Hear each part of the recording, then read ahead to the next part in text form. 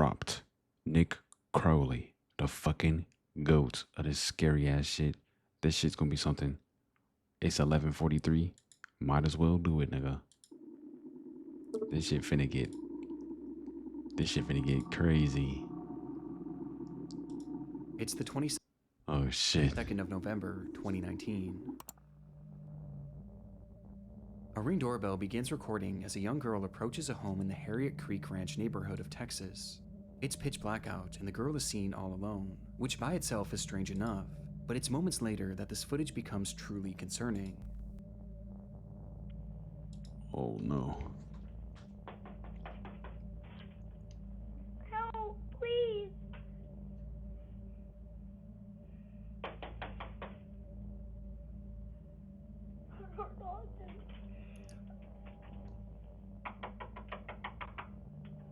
Please help. Oh, I don't like She this. was begging for help, pounding her hand against the door, all the while I don't like this continuously shit. turning her head around, as if she was expecting someone to come up behind her. The footage then comes to an abrupt end, only to start again seconds later. But this Oh my entire God. time, no one answers that door. The wait was just too unbearable for the child, as she then took off.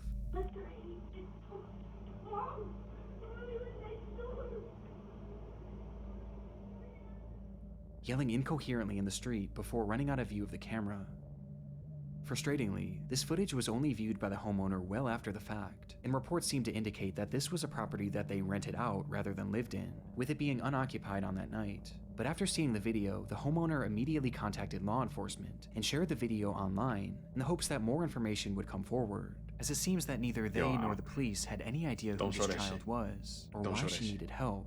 But since these clips were first shared, these questions have still yet to be answered, at least publicly, as there have been no updates from law enforcement. Along with this, there have been no accounts from neighbors about the incident or any footage from other homes in the neighborhood, perhaps implying that this was her one and only stop of the night. It's like after this footage, this girl dropped off the face of the earth, Bro, with this this is- entire situation being a mystery to this day, leaving us with only theories. The first and most popular theory is that this girl was an escaped victim of kidnapping, or perhaps an abusive household, and had run to the closest home to ask for help. We've seen situations like this many times before, with the most popular example at the moment being the case of Ruby Frankie, whose son escaped their house and ran to their neighbor for help. Wondering if you could do 2 favors, taking me to the nearest police station. Well, actually, just one's fine. This certainly falls in line with this girl's Whoa. behavior, as she was clearly scared about someone or something I ain't even heard about that. following her, hence why she kept looking back. I ain't know And nothing given about there have that. been no updates to this case, and that seemingly no one else saw her that night, it would indicate that whoever she was running from had recaptured her shortly after. And what makes this theory even more horrifying is that many online users believe that this girl isn't the only person shown in this footage. Whoa, hold on. Whoa, hold on. Cause this shit just better get As 10 in the times background, creepier, bruh. some can see what appears to be movement behind the bush, and potentially even a figure. Please help. What the fuck? And this just so happens to be the direction that this girl is looking in every time she turns back. Oh Almost my like she God. knew someone was hiding there. Which brings us to our second theory. That this entire That's a thing was setup. a setup. The belief here is that this girl was coerced into going up to a stranger's home to beg for help, so that when this unsuspecting homeowner would open their door, those people who made the girl do this would then rush into the home and rob the person. This could explain why she See, you gotta be careful who you open your doors to, even the little niggas. Even the little niggas. was looking at that bush so frequently, as that's where this person or these persons would have been hiding, and she was looking to them for guidance, perhaps unprepared for the homeowner not to open their door. Both of these theories are disturbing in their own right, and both clearly indicate that this girl is in need of help, regardless of what the situation is. But still, there's been no confirmation as to whatever happened to this child, even despite the public interest. One of the biggest talking points online came from some theorizing that this girl might be Serenity Denard, a then 9-year-old girl who had gone missing in February of 2019 from a children's facility in South Dakota, who looked eerily similar to the child shown in this video. But in my research, I was able to find a Facebook post from one of Serenity's mothers, Damn. who shared that they were in fact aware of the video, and that they had actually contacted law enforcement about it. And in her post, she claims that investigators told her that the girl had been identified at some point, and that she had lived in that neighborhood, with there being no further elaboration as to why she was asking for help. This is quite literally one of the only updates I was able to find, but unfortunately, it was one that I wasn't able to confirm, and it also fails to explain what exactly happened to this girl, leaving this footage and this entire scenario as one of the many mysteries of the internet. We don't know what happened to this little girl, bro. That shit's fucked up. That shit's fucked up. Throughout my time here on YouTube, I've stumbled across some of the most frightening things on the internet, but one of the discoveries that scared me the most, they take Ads. real and 24/7 monitoring to keep your identity killed or kidnapped, and perhaps realizing that this try Aura for 14 days either.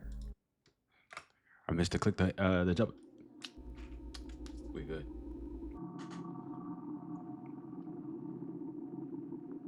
It started with a police chase. An officer parked alongside a highway in North Amsterdam had witnessed a black Mercedes speeding down the road and was now desperately trying to keep up with it. But the effort was to no avail, as the Mercedes would soon disappear from the officer's view. And when it would come back into view minutes later, it wasn't moving. It was instead left abandoned on the side of the road, the driver's side door hanging wide open, and the driver himself being nowhere to be seen, leaving that officer alone with the suspect's car, but no suspect. However, the vehicle hadn't been left entirely empty, as in the driver's rush to flee the scene, he had accidentally left his cell phone behind, and so the contents of this phone would be searched, which quickly led to the discovery of this driver's identity. Rookie For mistake. investigators, there was a far more pressing finding on that device. A finding in the form of a minute-long video stored on the man's camera roll that indicated that this driver may have been involved in a crime far worse than just speeding. Oh. Oh. The footage was taken inside a different vehicle and showed an unseen driver holding up his cell phone alongside another man in the passenger seat. The camera was focused on a car in front of them, with both men seeming intent on catching up with it, as in the moments before this recording started, something had happened between them, which the men inside this car felt they had to get revenge for. Voor ons net hebben brutaliteit met ons gemaakt. Deze mannen voor ons hebben net de brutaliteit. Run, maat, ze gaan niet, run! They referred to this unseen incident as an act of brutality by a group of men in this other vehicle, and by the looks of it, it's likely that this car had simply cut them off, as there was a freshly closed lane in the stretch of road at the time, which See, this is that road rage, bro. You gotta be fucking careful. People out here are crazy. Crazy. created an unexpected Crazy. merge. And this is most likely what this group inside this separate car thought too, as they were showing no signs of road rage, and were instead just casually driving with the flow of traffic. Keep them doors locked However, and keep it's clear them that the men behind windows the up. camera felt differently, as in their minds, what this other driver had done to them was so awful that it was worthy of only one punishment: death. Gaan we zo moeten. Ja toch? Oké.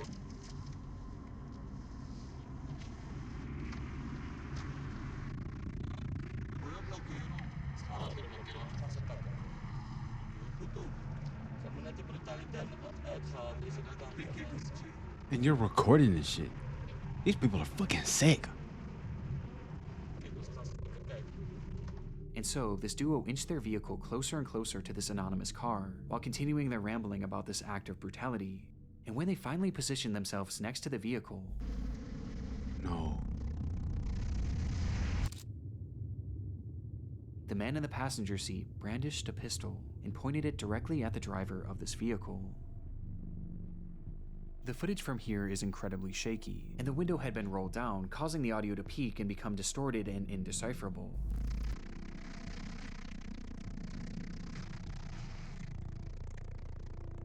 Because of this, it's hard to say for sure what happens next, but it appears that the man holding the gun attempts to fire the weapon before pulling it back into the car, cocking the revolver once more, and firing again. You trying to take out the tires?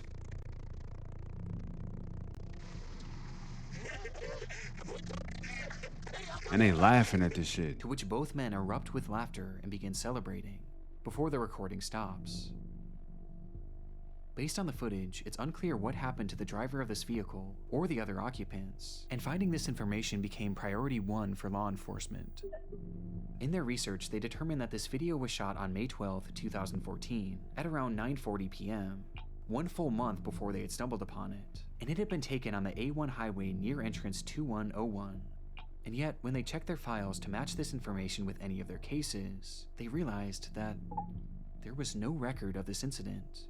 This crime had never so much as been reported, despite it seeming to depict a shooting in the middle of a busy highway.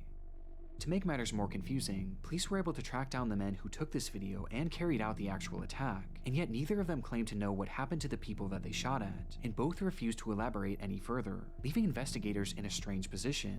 And y'all didn't say, oh, well, shit, book them and fucking lock the key out. They I had don't give a undeniable fuck, proof nigga. of a crime, Lock these one that niggas at the up. very least was attempted murder, and they also had their suspects. They just didn't have any victims.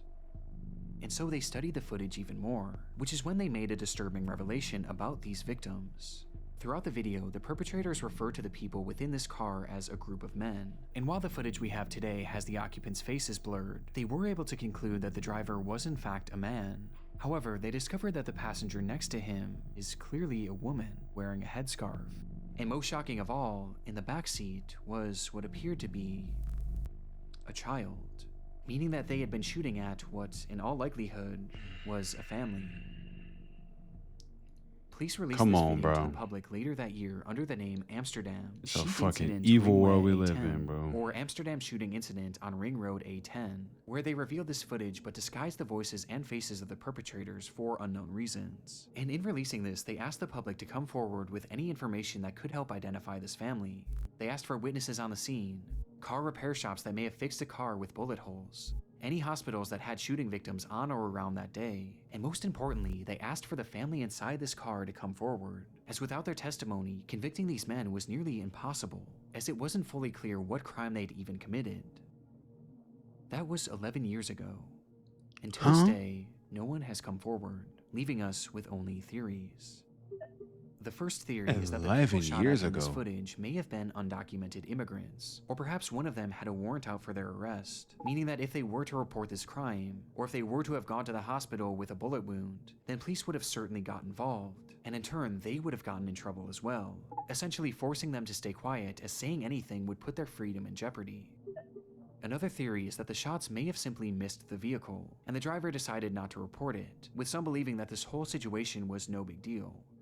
But to me, this doesn't seem like something that would be so easily brushed off, especially because a child is involved, though it is possible that perhaps this family was afraid to report the crime, as they clearly knew how dangerous these men were, and feared that reporting this crime would only further put a target on their backs.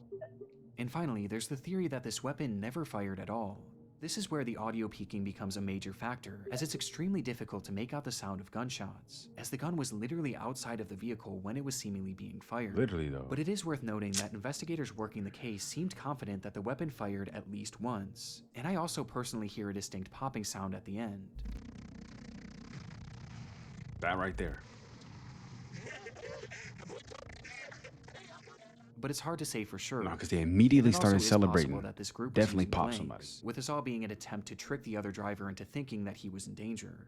But even with these theories, we still have no idea the fate that befell this family, and it's clear that they have no desire to come forward, for reasons we just don't know. Which leaves the Amsterdam shooting video, an internet mystery that may never be solved. What's up with these unsolved mysteries? Why ain't nobody doing a fucking job? Y'all better. Urgent, I need help, please. We are from BSAS West Zone, Castelar, San Juan neighborhood. Her name is Emma Rosario Culk, who's been missing since Friday, June 12th. If you saw her, please call. Any information will be appreciated. This post was made to the subreddit r/Argentina on June 16th, 2020 by a user named u/NaramNaram, who asked for the public's help in finding a missing woman named Emma Culk, and in the comments he would offer more context, saying, "She went out to buy something and never came back. She was last seen here in the neighborhood. Sanchez and Pavan is the area where she went to buy something. She was dressed in the clothes that she's seen in the photo. She was carrying her wallet with her ID and a cell phone." Quickly, the post was inundated with concerned citizens wanting to help in the matter, with the gravity of the situation being made even greater, as earlier that day, Naram had made a similar post, which revealed that Emma Kolk was actually his mother. This revelation only made the post more important, as people left comments offering support. I can already see where this is going. This motherfucker did it to his own mom. Or I guess it's gonna be a mystery or And something. I don't know. encouragement, with many even providing advice on how he could potentially track her down, to which Naram seemed genuinely grateful. Across the entire internet, this seems to be the first post ever made on Emma's disappearance, but it would be far from the last, as people spread this information far and wide almost immediately after Naram's post, which was also followed by several local news reports, which proved that Emma was in fact a real person and was in fact missing, with these articles mentioning something that her son had not, that she was feared to have been taken. The only thing we know for sure is that she went into her house, left her bike, and for some reason went out but did not come back in. Apparently, she did not leave on purpose, and that is what worries us the most. Things were clearly very concerning, and the tension of the situation only increased as a day passed. And then too, with Naram vowing to keep everyone updated on the status of the search. And sure enough, right after this update, Naram's missing mother would finally be found. Alive, I The hope. worst news, Emma Rosario Kolk was murdered. She had been missing since June 12th. Her son killed her with stab wounds and then buried her in the backyard of his house. He was arrested. Rest in peace, Emma. Emma Kolk had been found dead, murdered and buried in her own backyard, with the perpetrator allegedly being her own son, Daniel Kolk, who had confessed to stabbing her once in the chest and then twice in the head before burying her body in the backyard, with a motive never being given. The ending to Emma's search was disturbing, but perhaps the most shocking part was the revelation that she was killed by her own son, 20-year-old Daniel Kolk, which immediately... This nigga was. How do you do this shit to your own? You would not even be here on this planet if it wasn't for your mom and pops, but specifically your mom.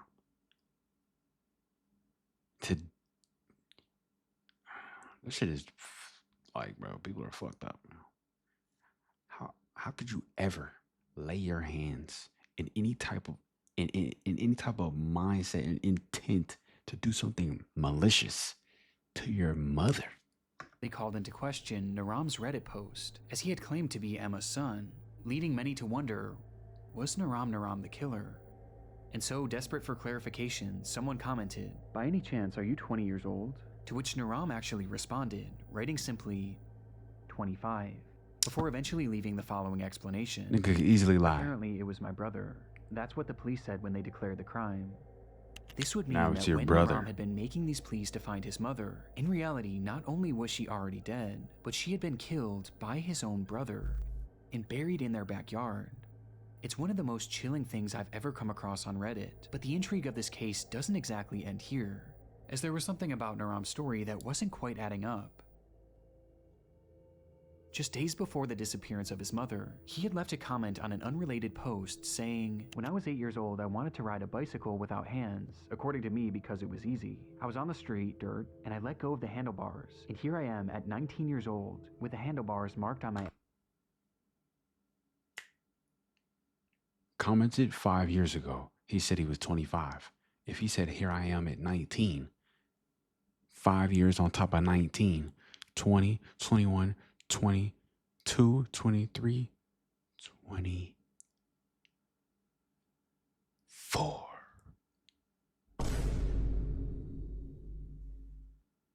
This shit ain't adding up, nigga. Abdomen. In his own words, Naram wasn't 25, but instead 19 years old, and potentially 20 years old by the time his mother was found, which put him at the exact age range as Daniel Kolk. This prompted a wave of speculation and confusion and spawned the enduring mystery: who exactly is Naram? While making things even stranger, digging deeper into his posting history, you can find another comment where he claims to have been working the same job for 6 years, which seemed to contradict the idea of him being 20, thus prompting even more confusion, which eventually caught Naram's attention, who responded by stating, I didn't write that. It must have been my brother. I don't use this social network. I only used it twice for a work issue and now because my mother disappeared. This account is not mine. This recounting of events made Naram's initial story Shit's all over the place, nigga. You're fucking lying. True, then not only was it his own brother that killed the mother he was looking for, but he was literally using that same brother's account. And again, this gets stranger. Around the same time, Naram would thank the internet for its help on the case, and then proceed to swiftly disappear, leaving the account untouched for over 2 years. But this silence would be broken in 2022 when they suddenly returned, with their posts being slightly unhinged, gloating about their internet status and bizarrely lashing out at random users who questioned him on his past and present motives. And in these ramblings, he would drop the bombshell that he wasn't actually Emma's son. He now claimed to be Daniel's best friend, writing that he allowed Daniel to make the post on his account to spread the news about his mother's disappearance. You keep adding extra bullshit to the story that's already bullshit. This was the last real update in this case, and it only threw more fuel on the fire of this mystery, with people wondering what version of events, if any, were true. When I hear about this case today, many seem to believe that the entire time Naram was actually Daniel Kolk, and he had made this post to make it seem like he was searching for his mother, and perhaps to even use any given advice to help conceal what he did. As remember, many were offering suggestions on how to find her, which Daniel in turn could have used to essentially do the exact opposite, to help make sure that she was never found. This is tricky because the account posted briefly after Daniel was supposedly arrested. However, the status of this case is entirely unknown to this day, as there have been no updates as to whether or not Daniel was actually charged, with some choosing to believe that this was him the entire time, and perhaps he was even held in prison for a few years before being released, thus explaining his 2-year absence. Another theory is that Naram was initially telling the truth, and that he was Daniel's brother, and that he was simply using the account to spread word of his mother's disappearance, before eventually abandoning it. And perhaps the most recent posting on this account was because it may have been hacked, which would explain the massive tone shift. Or maybe it's the most recent version of events that's the right one, and that this is actually Daniel's best friend. But why initially lie? And how do you explain the apparent inconsistencies in his aid? You telling me now of all times, the biggest of 2022, you said, that you're gonna say that you're the best friend back in when did this shit fucking happen? Yeah, probably like 5-6 years ago. You just can't be making up these fake ass lies. That are found The throughout story his don't posts. add up. This entire internet mystery is one of the messiest I've ever come across, and nothing seems to make any sense, with the most inexplicable part being the very real murder at its core. A mother who was killed by her own son for no apparent reason, and given the lack of updates, it's hard to know if justice was ever served.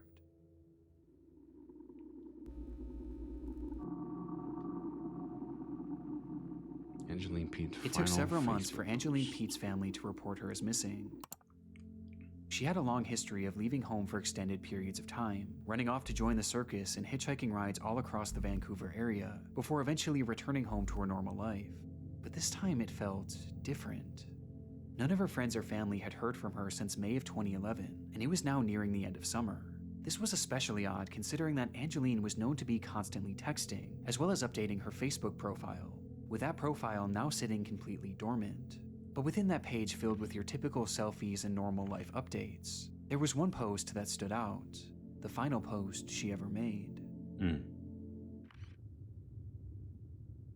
This photo was posted without context on May 20th, 2011, a day that just so happened to be the very last time that the vast majority of Angeline's friends and family members had heard from her.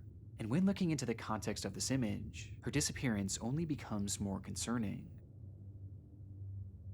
That night, Angeline had been drinking with her fiancé Robert Calden in downtown Vancouver, and while the two were waiting to catch a ferry back home, something had sparked an argument, which eventually led to a full-on physical altercation.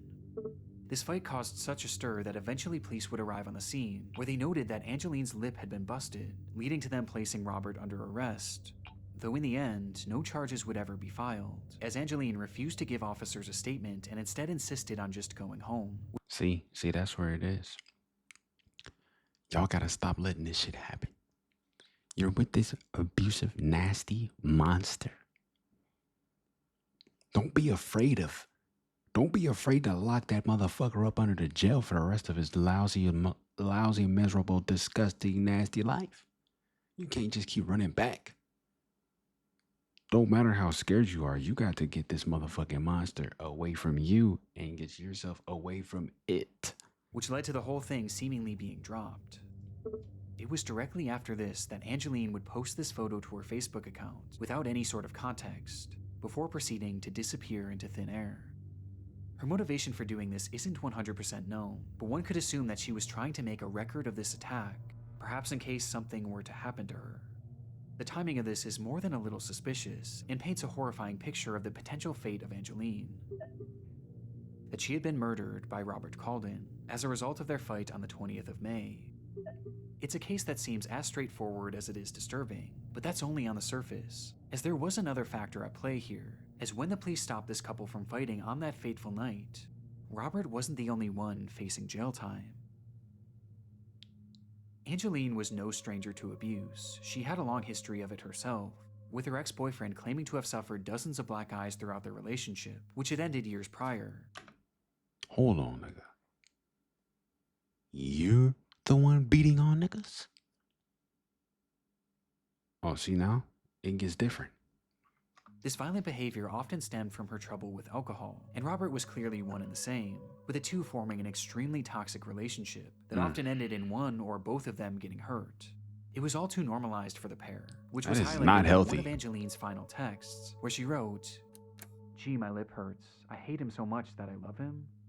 Now, I do want to make it clear that this is in no way meant to come across as victim blaming, but this is vital information for this case, as Angeline's history with violence had landed her in prison numerous times, most recently in 2009 when she was arrested for getting into a massive bar fight. This arrest in particular is noteworthy, as it carried with it multiple conditions, one of which was that Angeline was given a 9 p.m. curfew, and the other was that she was not allowed to drink, with both of these conditions being You're literally ordered by the law to not drink. broken on the night of May 20th, when police intervened in her and Robert's fight. This meant that Angeline was now likely going to be reincarcerated, and sure enough, that same night, officers arrived at her home to question her on the matter, but she failed to answer the door, which led to a warrant being made for her arrest 5 days later on May 25th. That day, a squad car pulled up to Angeline's apartment to bring her into custody, but when police entered the home, they would only find Robert, who just so happened to be on the phone with her. And officers claimed to have spoken with Angeline during that phone call, where they advised her to turn herself in, though she claimed that she was no longer in the area, and eventually hung up the phone. This would be the last time that officers would speak to Angeline Pete, and seemingly according to Robert, she returned home and left the very next day on the 26th, and never came back. This whole revelation muddies the water in this case, and provides us with our second theory, that Angeline Pete had run away to avoid reincarceration. But there's something unusual to me about this phone call with police. Now, there's hardly any information about this case online, but from all the articles that I've read, it seems that no one in Angeline's life had heard from her after. And you're saying he said that when she came back, she left immediately after that, the next day. That nigga's up to something. He was up to something. After this photo was taken, with the exception of Robert. And when police spoke with her, it was only over the phone. They too hadn't laid eyes on her since the night of May 20th, prompting some to wonder if Robert had arranged for some sort of decoy to make this phone call. Though however it happened, since that phone call, there has been no activity on any of Angeline's online accounts, and she has never deposited or spent a single cent from her bank account. From that point on, she's been essentially invisible. That was 15 years ago, and today we still have no concrete answers as to what happened to Angeline Pete. 15 with some taking years this as ago. a sign that something sinister had in fact happened to her, is how can you go that long without leaving a trail, and without at least trying to come back? Especially in Angeline's case, as she was a mother.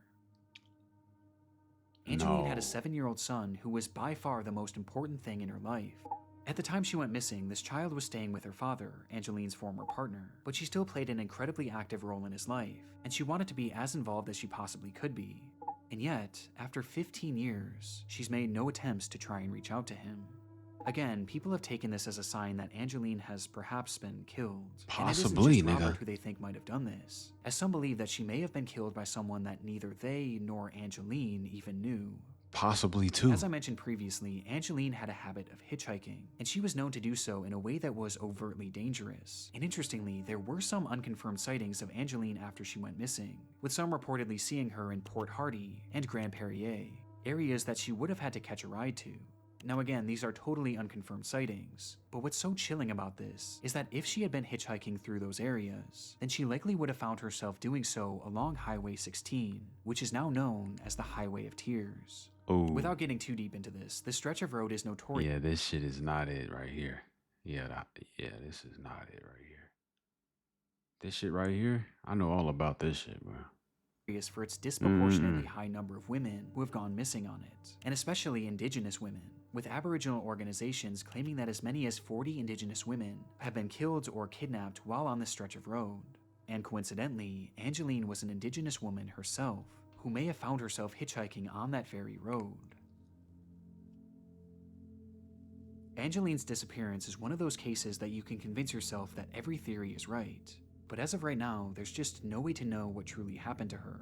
And while this is an internet mystery for us, for Angeline's family, this couldn't be more real. Many of them are suspicious about Robert and believe that police didn't do a good enough job investigating him, as he was never even considered a suspect. But they also hold on hope that Angeline is still alive and out there somewhere, and they'll often hold events and vigils to keep her name in the spotlight, and to assure she knows that she can always come back home. Damn, man. And it's this hope that has fueled her son since she disappeared, as all throughout his childhood he played hockey as a way of helping to find her, with one family member saying, "That's why he wants to play hockey. So if he gets famous, his mom will find him." Damn. Damn, bro. If you have any information on the whereabouts, dude, yo, we gotta find her, bro. If she is still out there, bro, if this little girl is still out there, yo, that shit gave me chills, bro. I'm not gonna lie, bro. That whole shit gave me chills. Yeah, no, that shit was fucked up. Damn, bro. 15 years, bro. It's like, damn, what do you even say to that? It's like, either you're gone or you're gone. You're either so good at being gone that no one knows where the fuck you are, or you're gone into the next afterlife, the next realm.